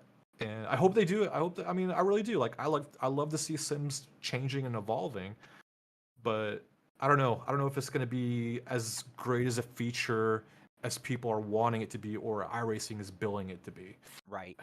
I wonder if they're going to implement it into everything, or is it going to be like AI where Right. we see it rolled out? Because again, think of how many secondary factors happen the minute you bring in the element of rain. Mhm. And it's like, well, every car's tire model is somewhat unique. Every type of tire's relationship with the surface is a little bit unique. So now are we talking, I mean, are they going to add rain to, rallycross, to dirt Mhm. trucks? Well, obviously in oval, we don't run oval in the rain. Well, in no, they don't run No. oval IndyCar either, Mm-mm. They not all in the shut rain. down. Yep. Yeah. They'll run IndyCar in the rain on a road course. Right. They'll run Formula One in the rain. Well, light rain, not Yeah. heavy rain. I mean, um, so yeah, yeah. I don't know if they'll maybe it'll be a little simpler, but again, it's not as simple as it sounds, is it? No, yeah. I mean, at least I don't have to worry about the grass, because I mean, the minute you touch the grass, you're already slipping and sliding as if you were on the rain anyway. So that's one thing they don't have to worry about. Uh, but yeah, like, getting down is like, if you're gonna be doing, like, it's one thing if you're gonna be doing, like, all right, this whole session is rain, or this whole session is dry, but now you got a model session. If you're gonna do adaptable conditions, all right, is like, you got those few couple of drops that are dropping. That's when the grease from the track starts lifting up from the track, and now, Right. kind of like you get that nice, The oily sheen. film, the sheen, Yeah. and then you start building the puddles, and then you get the full wet, and then when it starts drying out, you're gonna go back down to puddles here and there. You're gonna have a dry line. I don't think that's something that's really easy to model. Even R Factor 2, which is probably has arguably the best physics engine out there, like, they're not even to do it fully properly. Right. So I don't know. It's a big ask from iRacing. Like, I hope they do it. I hope they do it right, but I don't know. We'll see. I mean, you could almost argue that it's a waste of resources because of how rare rain is in racing. Yeah. So, I mean, a lot of levels of racing just nope, it's raining, we're done. Yeah. We'll be running on Monday. Joa, I know they are threatening to run oval in the rain, and my prediction is it will be a very short-lived test. And it's not that the cars can't race in the rain. I feel they can with proper tires. What they can't do in the concept of NASCAR and oval, they can't crash in the rain. Yep. So, we saw a tremendous reduction in grass infields for the purposes of safety. It wasn't because they didn't like cutting grass. It was because the grass actually allowed the car to maintain the same speed front ways, sideways, either ways. The car would catch and roll. I feel like when the car starts spinning and they find that they don't slow down, and guys hit Mhm. the brakes and the car doesn't do anything, and they slam into the infield wall at velocities, they were like, oh, wow, okay, we didn't see that. So, I mean, I think they've given this consideration. I can't imagine they haven't thought of such a thing. But yeah, I think that they're only getting at one or two uh-ohs with rain before they're like, bad idea, stop it. Not to Yeah. mention, what fan, especially in NASCAR, sitting in the grandstands like you do for a NASCAR, who wants to watch a race in the rain? I mean, I mean, is there anything more miserable than like trying to sit under an umbrella, like not you're not even moving? I mean, it's one thing to be out there going for a walk or yeah. something, but like to sit in the grandstand for a couple hours with the rain on you, f that. I don't need, yeah, no. All right. cheating. We have had some instances of cheating recently. I'm going to throw them out there. You don't have to have an opinion, but we did have a F1 esport cheating moment that went on. We also had the very famous iRacing cheating moment with the Williams team that both Ooh, yeah. both of these happened while you were gone. Any Hmm. thoughts on either of those, or just cheating in general, and maybe how sim racing's evolving? Is this a new thing or is this an old thing? Ban them. Ban them outright. No, I stick with that. Off with their Uh, heads. Off with their heads. Eh, it's and I g- so I mean, let's not be naive about this stuff. Cheating happens in real world sports all the time. And you're not cheating until you get caught, right? So that's kind of the motto, right? Yeah. And Williams got caught, so I think they should be banned for what they did. And and the cheating's still going on. Like, I think it's just part of competition. People are always trying to find that edge to get ahead of their competition, and it's kind of feels and any professional athlete will tell you is like, I'm going to do whatever I can to stay ahead, even if that means skirting the rules until I get caught. Like, I'm not going to care until I get caught. Then when I get caught, I just go on a press tour and I apologize. Oh, I'm so sorry. Take whatever monetary fine or suspension, and then come back bigger and stronger. You know, but it's the same thing in the esport world. It's the same exact thing. So, but it's one thing I think, because if I remember correctly, Williams did two things that did during the Daytona race. It was during the Daytona Yeah. 24 Hours. So they had their BMW hypercar that they were driving off track to gain an advantage during qualifying, right? I believe. Uh, They were which I already staying think. down below the yellow line, so the car had Right, enough grip to, on the banking, run the shorter line without right, scrubbing speed, and that is technically straight in the rule book against the rules. right. And somebody, Donald, no, somebody, there's a, there is a difference between cheating, straight up breaking the rules, cheating, and being savvy Hmm. enough to work around the Right. rules. And and you could definitely make the argument that savvy working around the rules is technically not cheating. You could also argue that, this is like lawyer shit, right? Like, oh, well, Right. technically, in a court, but we know intention, and that's where we get into there is a moral line perhaps, Yeah. but straight up cheating. So below the yellow line on the banking is straight up cheating. It's in the rule book. As a So general rule, you cannot do that, period.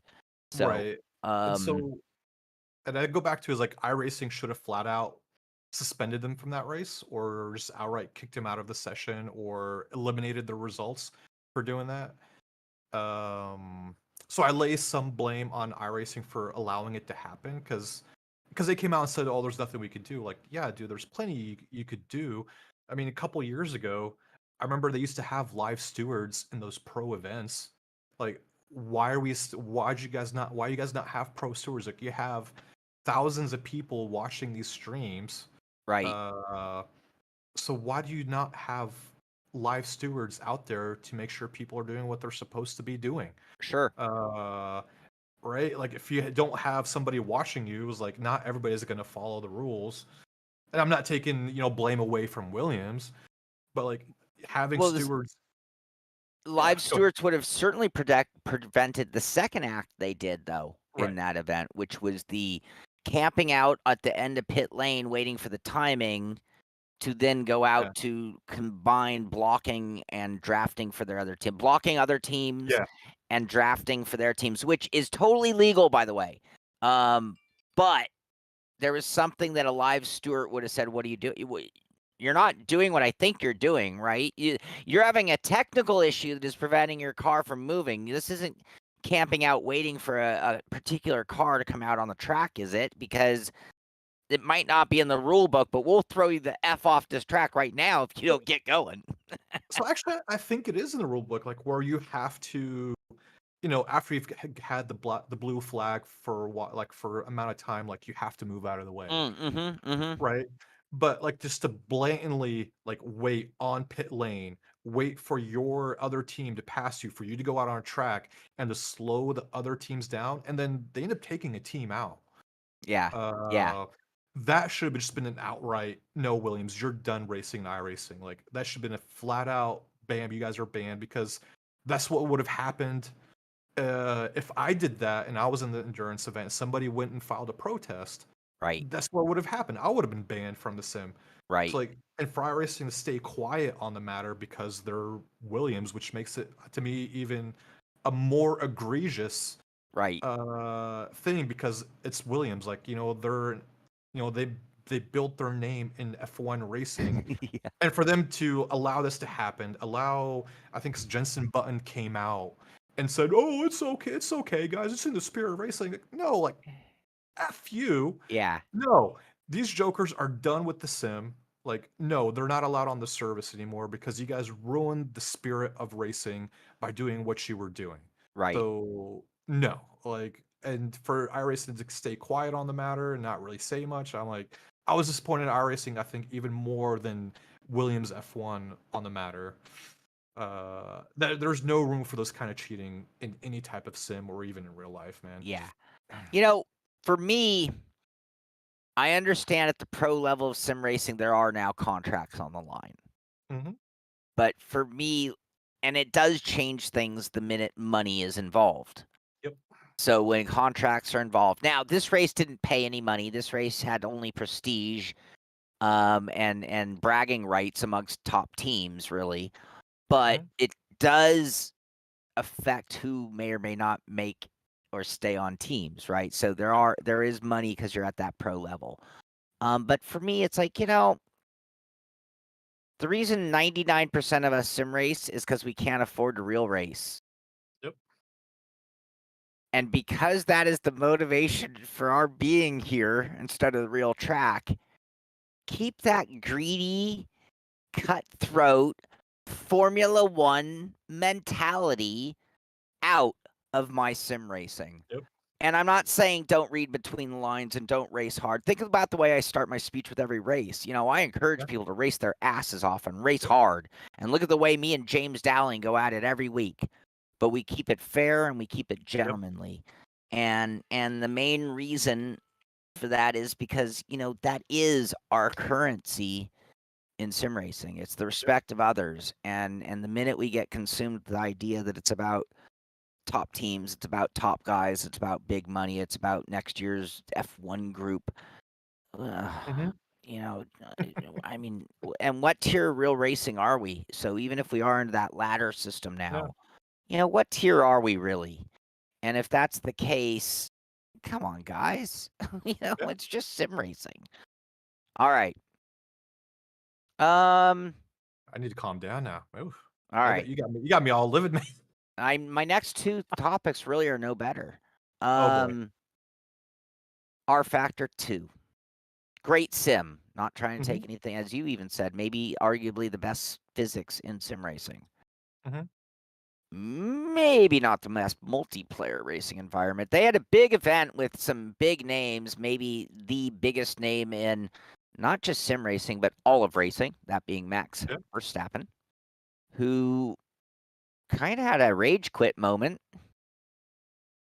But rightfully so, yeah. Only the game, or only the race, by the way. So his rage quit was the race, not his ability to stay live and continue talking.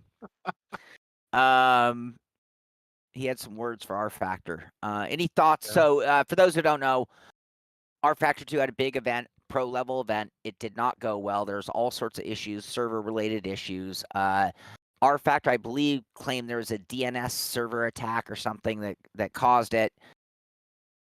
Verstappen lost his mind on stream and basically told everyone to uninstall R-Factor 2, if I'm not mistaken. His words, not mine. Any thoughts on that whole moment and Max and any of that? I mean, Where to start? I'm not the biggest Max fan, but man, that rant was just golden. Because you know, like you know me, like I've defended R Factor 2 in the past. I love R Factor 2. I think it has a potential to be, you know, if they had the right, you know, if I don't know, like our factors had a rough time, and I don't want to dog on them too much, but it could arguably be one of the best sims out there. But you know, to hype up this endurance event where you know you can only call it the 24 hours of Le Mans on R Factor 2 because of motorsport games. Uh, I'm not gonna keep my mouth shut on that part. Another news topic I didn't have on my list, Uh, by the way. Anyway, go on. right. To have like to advertise such an event and like we're gonna have the top sim racers, we're gonna have the top racers, and you know participating in this event, and to not do your due diligence in making sure you have a robust server with the right security measures. And this is me coming from an IT guy. It's Right. not hard to set those things up. You know, iRacing does it, you know, multiple times a day easily. Yeah. For R Factor 2 to not have the foresight of, hey, our sim shows the IP address of our servers. Hey, yeah, it's probably a big problem there, Bob. Like, you know, from IT. How about we take care of that? Just to leave it out there in the open is like, oh my god, guys, like, Yeah. what are you thinking? Like, you have just allowed any hacker that's living in his mom's basement. I'm talking about like these amateur guys, not these pro guys, like these amateur hackers, just to go in and DDoS the hell out of the R Factor 2 servers. Just wow, like eh, you like you know it was mind boggling to me. Is like It you was. guys just messed up potentially one of the biggest sim racing events in the entirety of the year by not doing your due diligence where it counted the most. With so many eyes upon them. Yeah. And the thing is, like, you know, it would be one thing if some hacker out there went and found the IP addresses of, you know, the server where they're hosting everything, but you can see it clear as day. Like, so kind of like R Factor 2 DDoS, you know, docs themselves. Right. And they're like advertising, hey guys, here's our server, you know, hack the hell out of it. Um, Oh my it's god. like, you know, Max was, I think he was duly right in what saying what he said is like you guys weren't doing the things you should have taken care of to make sure this event went smoothly. And because of that, like, screw you guys, I'm not racing anymore. Like, I don't blame him, man. Because I think like all the teams had to pay thousands of dollars to get into it, right? Yeah, I think it was like $500 or something. But yeah, well, and how many, that's the thing that I want to come back to when you look at the responsibility of R Factor 2 here. How many hours were these teams and drivers putting into Yeah, preparation for an event that they had an entry fee and they're going to be against their right. biggest rivals on a televised event, right? Um, if R Factor had put even a fraction of that same amount of time into the event, Yeah, these things would have been basics for right. being covered, right? And it's like, come on, why don't you match the effort that we, your, paying customers are putting in, Yeah, you know, and make sure that this is. I mean, now to be fair, iRacing has 10, 11 years experience doing this. Um, they were not all perfect. I mean, I no, remember many. In fact, Team Orange. So right now, I believe is still the 24 Hours of right. Nürburgring. Team Orange, Simpit Team Orange. The poor Yeah, guys. iRacing. Something went wrong with the registration of the car. They couldn't yeah, join. They were out before the green flag even started. Not at the fault of any of the drivers. And a big shout out to Team Blue, who's still going strong. yeah. Good luck, you guys. Shout I out know to. we're airing this while you're racing, but Oh um, yeah, like iRace has had its fair share of mistakes. Like I think what is it? You know, we did Le Mans one year where we were supposed to have I think like 100 incidents, and we ended up this messed up the server setting. It's like we only had 50. Right. That's the year that we won it too, right? Yeah. Right? Yeah. Uh, then at Spa where they accidentally forgot to turn on incident limits, so Right. everybody was just like, I think some teams end up with over 600 incident limits, and Yeah. And this gets so back to yeah, that cheating. It's like the limit restriction on that racing allowed you go beyond what is in the written rule right. of the rule book. But if you're not being docked, who's the fool? It's Right? not cheating; it's an unintended feature of the game. Yeah, at that point. But the rule book said no. Same thing with Right. that below the yellow. Like, to me, if you're gonna have it in the rule book, then somehow the built-in rules, if you don't have stewards especially, Yeah. need to protect the sim from those evils. No, and Norman, I agree. Like, for him to tell people to go ahead and uninstall RF2, I don't agree with that. RF2 is still a great sim for people that want to try it. It's got some great vehicles out there, some great tracks, great mods too. Um, I really wish the guys over at Studio 397 spent more time making it easier to build multiplayer servers out there for more people to enjoy it. Because I think it's one of the sims that's kind of like it's not a polished gem, but it's still a gem. With a little bit of TLC, it could be a really great sim, and I wish people would give it a chance to. I don't know why more sims have not just straight up hired. Fine, you don't want to provide it. Hire Yeah, your own third-party server company yeah, to set up a multiplayer environment that is 100% solid, like not what 80% solid, like yeah. iRacing's. Um, and go ahead and charge people for a monthly. Be like, oh, cool. Well, our multiplayer package is Mhm. $4 a month, and what you get is rock solid servers and Yeah, lined up 24/7 racing.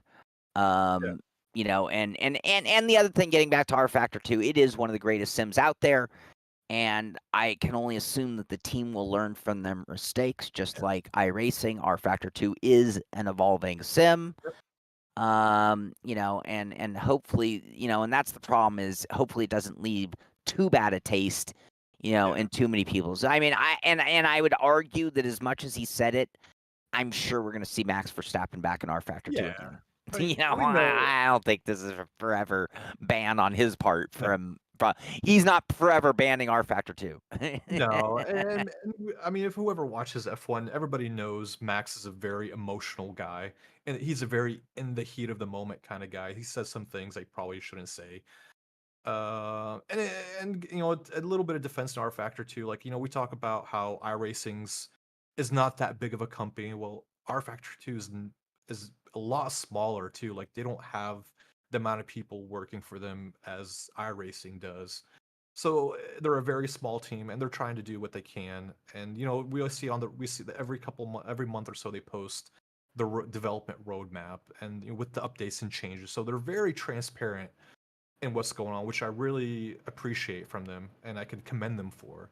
They could have been like any other company out there, just stay quiet. Oh, there's nothing to see here, move on. But they've been very transparent on all issues with their sim, and they're getting after it. So that's why I kind of say like, give R Factor 2 a chance, give it a try. It's a really great sim once you have it set up properly. Absolutely. All right, so I have one more. This will be my final question for you here, and then we'll bring this show to Okay. a close. I did a show recently on HDR, high dynamic rendering, Uh huh. which in iRacing in iRacing it affects the sun, a few other things like brake lights and other spectacular lighting. But the one that was annoying the heck out of me, because you had set up Zandvoort at a certain time, and when you came off of turn 3, I think it is, the sun was so bad right at this like rolling chicane. Hmm. It was impossible. And I'm like, oh yeah, I got to turn that off. So I turned it off. Hmm. And then it made me think, I almost feel like I'm cheating, because I can now see, and Hmm. anybody who can't see. And so I did a piece on it because I feel bad for anybody who dealt with the glare, because it was Yeah. unbearable. And it's not, I've had it, in the random times of starting races Right. and iRacing, every 3 months I'll be reminded, oh yeah, and I forget to turn it off. So it takes 3 more months for it to happen again, right? Yeah. But I did get ahead of it this time, and I turned it Mhm. off. And I thought, I think I almost consider this and feel like I'm cheating. And then a lot of people brought this up in shooter games. This is like a Okay. known thing forever of changing certain resolution or textures will affect whether somebody could be seen behind a bush or behind a certain amount of haze. Right. Thank you, Joa. And that is when I got mad about the idea. Because Okay. then it became the gaming needs to stop messing around when it comes to things like that allow for an Okay. unfair advantage. There is no reason on earth that one player should be served an unfair advantage by turning off or on graphics. Or even better, I should not be able to be better at the game by turning off the graphics that we demanded them implement into the game. So, all right. So I'm trying to let me absorb this real quick. So you're saying turning on HDR or turning off HDR and you're in a sim is cheating because when you have HDR on, like you have a much more large amount of glare compared when you have it turned You off can't where you even don't. see it all, Okay. which is Uh, realistic, by the way. I've been in that right, scenario in real life. right. I mean, is if you're driving an H pattern car, and you have one of those wheels where you have the clutch paddles, Right? and you're using that clutch paddle instead of your shifter on your, the clutch on your foot. Is that cheating? I don't Or is it know. What if you could turn off rain when everyone else was stuck with it? that? I mean, there are you can do sometimes you can do that. You can do that. I think in ACC where it doesn't render as much. But no, like I look at it more like with HDR. So, and this HDR specifically, we can go down this rabbit hole and talk about what if, right? Um, but like a lot of in the top tier racing, so a lot of race car drivers have different helmets, right? They have different visors, not different helmets, but have Right. different visors. Yes. So, they have their visors for different conditions. Yeah. They have their visors for like, oh, it's going to be glary, so let me change my visor out to the anti-glare visor. Right. Or it's going to start raining for open wheel drivers. Oh, let me put on my visor that has the anti-rain Yeah. Or a thing on it. transition lens. Or transition lens, or if you're going to race And at each night. one has a pro and con, by the way. They're not all Right. just automatically an advantage in those cases, by the way. Yeah. Because if you went That's to a tinted lens and things went dark, all of a sudden you're compromised. exactly. Transition lenses are really slow to transition. So if you're on a Yeah. track that one side's shaded, one side's bright, you're kind of screwed. Yep. And again, and in the HDR, it was when people brought it up in the shooters that it really threw me over the top. Hmm. Because I'm like, so you mean I could be playing a shooter game for like a year, and I'm like, I don't see that guy behind the bush, Right. so therefore I should be able to hide behind this bush, Hmm. and yet I get shot in the head, and Yeah. I'm sitting there not knowing why, and I'm like, well, wait, but this is the actual point of the game in the case of the shooter. Right. Now, in this case, it's the same advantage, disadvantage, but it isn't the point of racing, so it's a little Hmm. different. But it was then that I was like, no, this can't be an option. This is a yes or no, or if you're going to call yourself a simulation, F you. That's my Well, opinion. That's where well, I've come on this one now. well, that's where I can go back to where, hey, all these people that are clamoring for rain in iRacing, then you have to have HDR turned on to have the glare. Because if you want to have the same effects of rain in your sim, then you got to feel the effects of glare. Right. I mean, I don't know. You can't. That's where I like. You can't. I don't know where you can't cherry pick, but that's where for me, that's where I look at HDR. Like I look at HDR as like you're just changing the different kinds of visors on your helmet. I don't know. Uh, But But if it's Norman, in real life, everyone has to deal with it, and your only option is to change your lens, which, as I just said, there is an advantage and disadvantage. Again, if you're on if you're, I did a lot of endurance racing with Lucky Dog Lemon's Chump Car. If you're running a 24-hour race, you kind of, unless you're going to change lenses mid race, you don't run a tinted lens. and Right. you don't run a transition lens because when night comes, none of that's going to help. So you kind of have to deal with it, which again leads to doing Yeah. this or this, and it sucks and it's even dangerous, I would say. But everybody's in the same exact boat. Oh, I think that should be. There you go. You just did the motion for us, Sean. I think that should be a feature in games.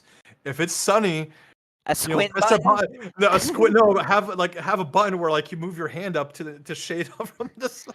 I feel really bad for all the guys in VR who are doing that because they're so immersed in the game that they're mad that their hand doesn't show up. I would be. Have the hand up button. There you go. For when You look through fingers.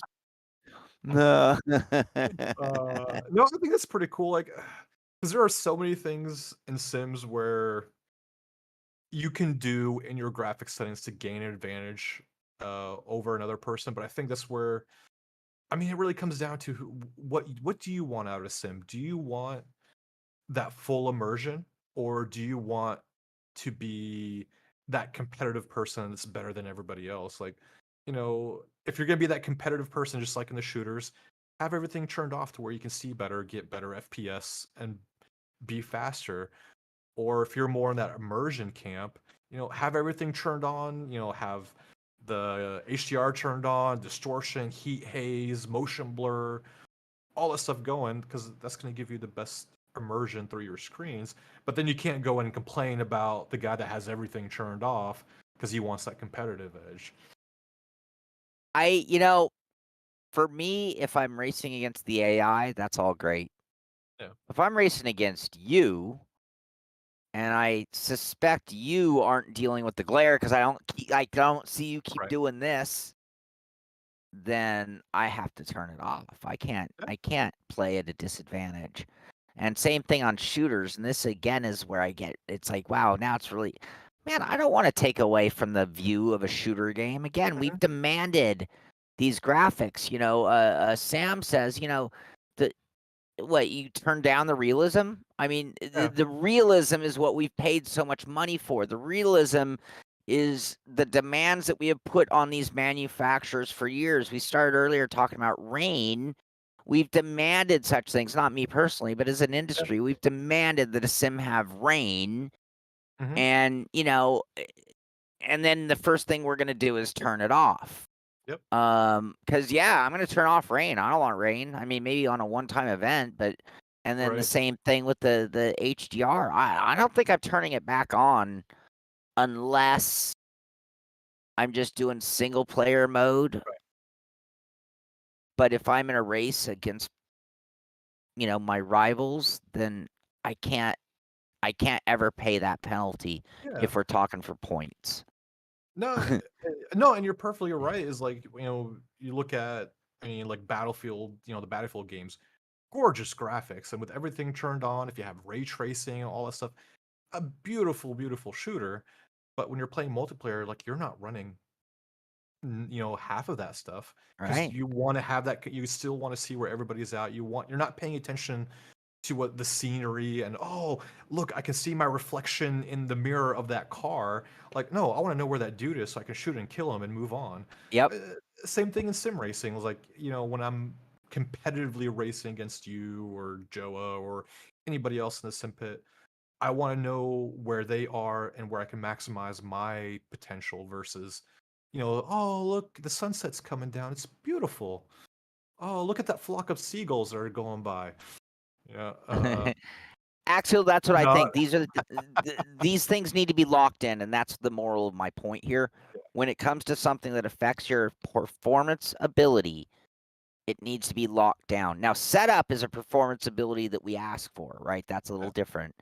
But yeah, if it comes to an actual performance, but with everything we've just said here, let me just make the counter argument against myself. Even, Mhm. I am a frame rate whore when it comes to racing because every millisecond of everything is so critical. But if I'm just driving, 60 frames is probably good enough if I can get all that fun stuff in there too. If I have friends coming over and I want to impress them with the quality of my video game. But when it comes to racing, maybe I feel 240 frames is necessary. Yeah. I don't really feel that, but I mean, I think you know what I'm saying. No, exactly. And Norm brings it up like, we're using these titles and we're calling them simulations, so therefore it should simulate everything, not Yeah, just nitpick. yeah. If you want to nitpick, then play an arcade game where hey, you can, you're driving a front wheel car, but you're drifting like a real drive car. And Uh, and that's what makes iRacing the most sim, by the way, is that yeah. they have nailed the financial structure of real life racing. I mean, maybe if they raise their prices by 20%, you're probably right. God. Oh God, please don't listen to me, iRacing. Then everybody in the sim racing world would hate me. Uh, but like, look at that. What if iRacing did do that? It's like, hey, what if like, hey, every season you're gonna start off with a budget, and anytime you crash in a session, you gotta pay This to was repair it, when they brought or Nim Cross on. I thought that's what they were doing. right, or like Y- you have to buy tire allocations like that last you the whole season, things like Yeah, that. yeah. Like, what would people say? I don't know. It was part of the potential concept of iRacing when they Yeah. were first racing and putting it all together. And again, Mhm. Nim Cross ran a league from NASCAR 2003 Right. that did exactly that. So teams had to buy in. It was a virtual budget. You had crash damage. So the stewards after the race Mhm. would tally up your damage based on Oh, wow. incidents from the race. And Okay. you would be given a bill, a virtual Mhm. bill, left front fender, blew a motor, whatever. And it would have to come out of your winnings Right. and your budget. So yeah, and teams actually went bankrupt and were out of the league, and that would Mhm. be an opportunity for waitlist teams to be entered in with whatever the starting stipend was. But so yeah, it's a really interesting concept. So my guess is that 99% of the modern sim racing crew Right. wouldn't want any part of Oh, any no. of that. I'd probably sign on for it, but I'm also the guy who'd probably sign on for just a little bit of Yeah. a pain in lieu of big crashes. So even Right. though I don't run a sim over the top, it's like I remember that James Bond where Yeah. they got shocked. I'm like, Yeah. a little added consequence might not be the worst thing in sim racing. I mean, that's probably a good idea for our next league. Shock bars. Everybody has to install this new If they crash, shock shock box. bar. Yeah. It's the Simpit shock box. Why have I not come up with this? You want to add some realism? Racing hurts when you crash people. You break Right. bones, you go to the hospital. The Simpit shock box. But even then, like, no, we could go back to what Nim Cross saying, like, we implement that in our league, but then Yeah. you'd probably be broke after 3 races. Yeah, I'm But already no. out. I'm already out. I'm scrubbing floors for another team now. Great. Oh, man. You'd be a luscious team manager. The shock box, all you need is a G No. meter. You just need the Yeah, G-force output. If it exceeds a certain G-force, then you're right. getting shocked. Because if you're in a truck and Ooh, you like jump too hard, you feel it in right. your spine, Oh, right?